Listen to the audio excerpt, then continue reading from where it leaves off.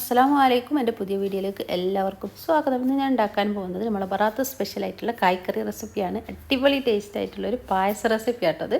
ഇത് നമ്മളിങ്ങനെ കുറുങ്ങനെ ഉണ്ടാക്കിയെടുക്കുന്ന പായസ റെസിപ്പിയാണ്. നേന്ത്രപ്പഴവും അരിയൊക്കെ അരിച്ചിട്ട് ഉണ്ടാക്കുന്നതാണ്. എങ്ങനെ ഉണ്ടാക്കുന്നത് നോക്കിയാലോ. അതിന് മുമ്പ് എൻ്റെ ചാനൽ ആദ്യമായിട്ട് കാണുന്നവരാണെങ്കിൽ ലൈക്ക് ചെയ്യാനും സബ്സ്ക്രൈബ് ചെയ്യാനൊന്നും മറന്നു പോകരുത് കേട്ടോ. വീഡിയോസ് മറ്റുള്ളവർക്കൊക്കെ ഒന്ന് ഷെയർ ചെയ്ത് കൊടുക്കുകയും വേണം കേട്ടോ, ഇഷ്ടപ്പെടുകയാണെങ്കിൽ. ഇനി നമുക്കിതിന് വേണ്ടിയിട്ട് 2 നേന്ത്രപ്പഴം ഞാൻ എടുത്തത്. 2 വലിയ നേന്ത്രപ്പഴം പഴുത്തതാണ് എടുത്തത്. അതൊന്ന് നന്നായിട്ട് 4 കട്ടാക്കിയിട്ട് നമ്മൾ മുറിച്ചെടുക്കട്ടോ. ഒരു പഴം ഇങ്ങനെ 4 കഷ്ണമാക്കി ഇങ്ങനെ ആക്കിയിട്ട് ഇങ്ങനെ എടുത്ത് മുറിച്ചെടുക്കുക. ഇനി നമുക്കിത് നെയ്യിൽ വഴറ്റി എടുക്കാനുള്ളതാണ്.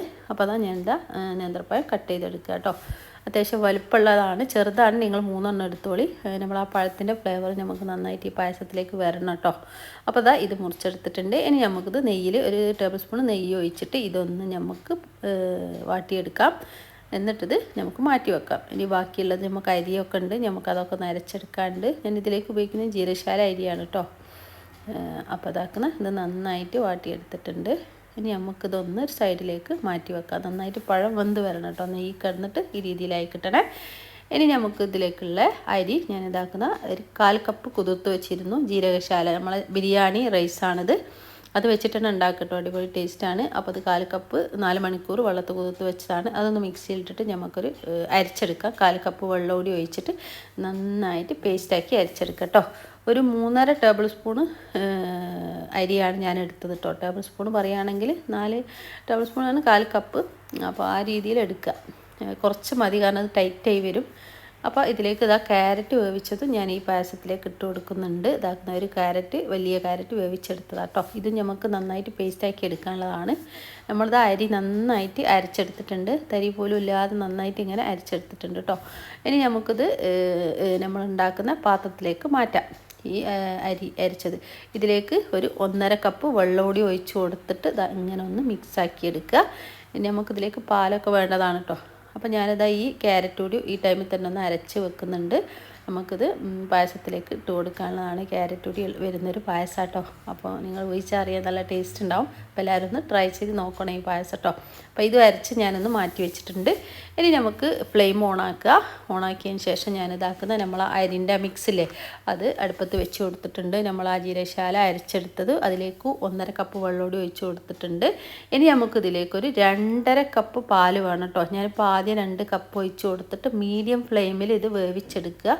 അരി നമ്മൾ അരിപ്പൊടി അടിയിൽ പിടിച്ചു പോവും. അപ്പോൾ നിങ്ങളിത് വലിയ ഫ്ലെയിമിലിട്ടിട്ട് വേവിക്കരുത് കേട്ടോ. ഒന്ന് ചൂടായ ടൈമിന് ഞാൻ അതിലേക്ക് കുറച്ച് സാഗോ സീഡ് ഇട്ട് കൊടുക്കുന്നുണ്ട്. 2 ടീസ്പൂൺ ഓപ്ഷണലാണ്, ഇത് നിർബന്ധമൊന്നുമില്ല. ഉണ്ടെങ്കിൽ നമുക്കൊരിങ്ങനെ കഴിക്കുമ്പോൾ അതിൻ്റെ ഒരു കടിയും കിട്ടും, അത്രേ ഉള്ളൂ. അപ്പോൾ ഇതില്ലെങ്കിലും കുഴപ്പമൊന്നുമില്ല കേട്ടോ. അപ്പോൾ അതാ ഞാനിതിലേക്ക് ആദ്യം 2 കപ്പ് പാലൊഴിച്ച് കൊടുക്കും. പിന്നെ ഞാൻ ടൈറ്റായി തോന്നിയപ്പോൾ 1/2 കപ്പ് കൂടി ഒഴിച്ച് കൊടുത്ത് 2.5 കപ്പ് പാലൊഴിച്ച് കൊടുക്കുക.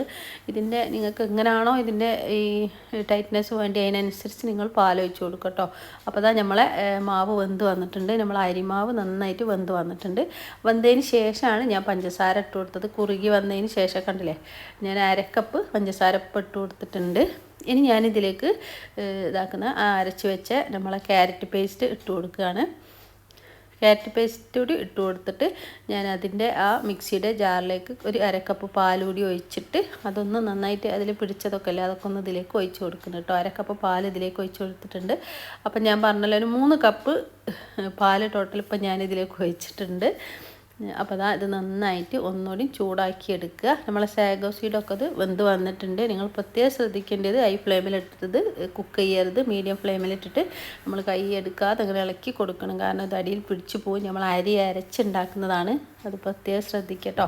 അപ്പോൾ സാഗോ സീഡ് അതിൽ കിടന്ന് വെന്തോളും. ചെറിയ സീഡാണ് ഞാൻ ഇട്ട് കൊടുത്തതും. പിന്നെ ഞാൻ പഞ്ചസാര ഒന്ന് ചെക്ക് ചെയ്ത് നോക്കിയപ്പോൾ കുറച്ച് കുറവ് വന്നപ്പോൾ ഞാൻ 2 ടേബിൾ സ്പൂൺ ഇട്ട് കൊടുത്തിട്ടുണ്ട്. നമ്മളെ പായസത്തിൻ്റെ മിക്സ് ഈ രീതിയിലായിട്ടുണ്ട്. ഈ ടൈറ്റ്നെസ്സിലാണ് നമുക്ക് കിട്ടേണ്ടത്. നമ്മൾ ചൂടാറുമ്പോൾ വീണ്ടും കുറുവ് കിട്ടും, അതുകൊണ്ടാണ് ഈ ടൈറ്റ്നെസ്സിലാണ്. 4 ഏലക്കായി ഒരു 4 ഏലക്ക കുത്തിയിട്ട് കൊടുത്തിട്ടുണ്ട് കേട്ടോ. വീഡിയോ കാണിച്ചിട്ടുണ്ട്. ഇനി നമ്മളത് നന്നായിട്ട് തിളച്ച് എല്ലാം റെഡി ആയിട്ടുണ്ട്, എല്ലാം വെന്ത് വന്നിട്ടുണ്ട്. ഇനി നമുക്കിതിലേക്ക് ലാസ്റ്റ് നേന്ത്രപ്പഴം ഇട്ടിട്ട് മിക്സ് ആക്കിയിട്ട് നമുക്കത് മാറ്റി വെക്കാം. അത്രയേ ഉള്ളൂ. അടിപൊളി ടേസ്റ്റാണ്. നമ്മൾ ആ പഴത്തിൻ്റെ ആ ഫ്ലേവറൊക്കെ അതിലേക്ക് ഇറങ്ങി വന്നു കേട്ടോ. നല്ല ടേസ്റ്റാണ്. ഇനി നമുക്കിതിലേക്ക് കുറച്ച് അണ്ടിപ്പരിപ്പും കിസ്മിസും കൂടി ഒന്ന് ഒരു ടേബിൾ സ്പൂൺ നെയ്യിൽ വറുത്തിട്ട് കൊടുക്കാം. അപ്പോൾ അതാ ഞാൻ അണ്ടിപ്പരിപ്പും കിസ്മിസും ഒരു ടേബിൾ സ്പൂൺ നെയ്യിലിട്ടിട്ട് വറുത്ത് അതിലേക്ക് ഇട്ട് കൊടുക്കുക കേട്ടോ. അപ്പോൾ അതാ ഇതൊന്ന് മൂപ്പിച്ചിട്ട് കൊടുക്കുക. അടിപൊളി ടേസ്റ്റാണ്. അപ്പോൾ ഞാൻ കുറച്ച് നേന്ത്രപ്പഴം നമ്മളിങ്ങനെ മാറ്റി വെച്ചിരുന്നു ഒന്ന് ഫോട്ടോക്ക് വേണ്ടിയിട്ട് കേട്ടോ. അത് ലാസ്റ്റ് ഞാനിങ്ങനെ വിളമ്പുന്ന പാത്രത്തിൽ ഇട്ട് കൊടുക്കാൻ വേണ്ടിയിട്ടാണ്. അത് നിങ്ങൾ ചെയ്യണമെന്നില്ല, ഞാൻ വീഡിയോക്ക് വേണ്ടി എടുത്ത് വെച്ചതാണ്. അപ്പോൾ നമ്മളെ പായസത കണ്ടില്ലേ, കുറച്ച് കഴിഞ്ഞപ്പോൾക്ക് ടൈറ്റായി വന്നതുണ്ടല്ലേ. ഈ രീതിയിലാണ് ഇത് കഴിക്കട്ടോ.